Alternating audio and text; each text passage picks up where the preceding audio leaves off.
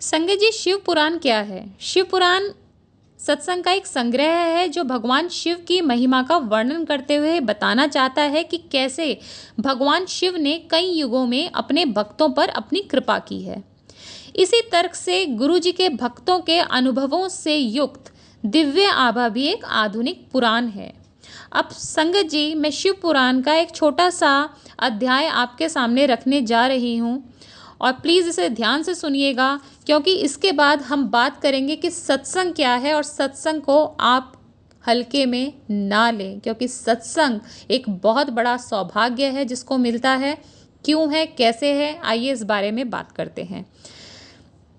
शिव पुराण में वर्णित पहला सत्संग, जिसमें एक ब्राह्मण है जो पाप में जीवन व्यतीत करता है और मृत्यु के बाद एक राक्षस बन जाता है।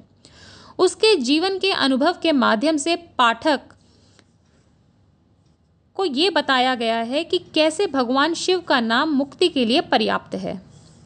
उसकी विधवा कुछ समय के लिए सच्चाई और सात्विक पथ पर चली, फिर वह पथभ्रष्ट हो गई। इसके उपरांत पश्चाताप करने लगी।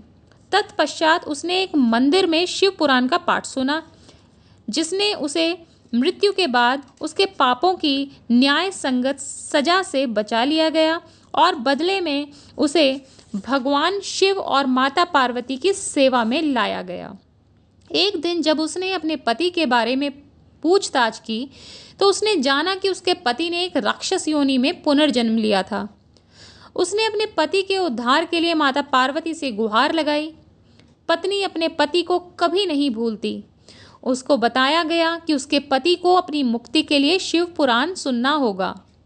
उस राक्षस को, जो कुछ भी सुनने के लिए तैयार नहीं था, एक पेड़ से बांधा गया और उसके सामने शिव पुराण का पाठ किया गया।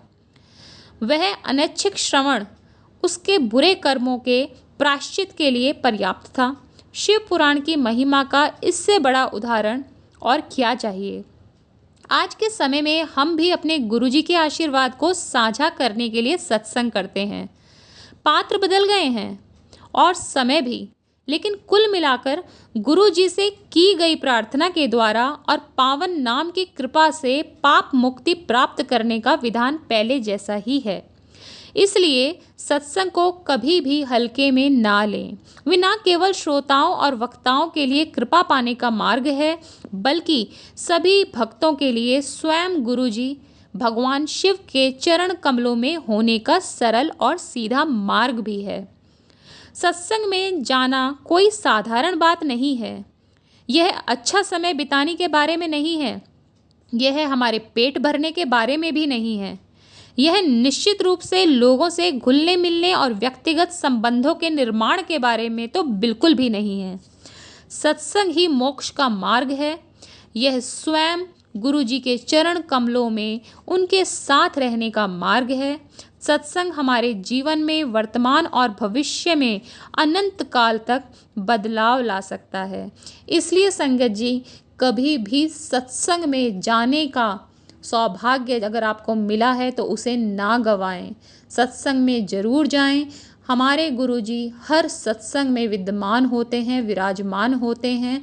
ना जाने कब कौन से कर्म आपके कहाँ वो काट दें और क्या आपको आशीर्वाद वहाँ मिल जाए। जय गुरुजी, शुक्राना गुरुजी। अपनी पूरी संगत पर मेहर बनाए रखिएगा गुरुजी, बस आपसे यही अरदास करती हूँ।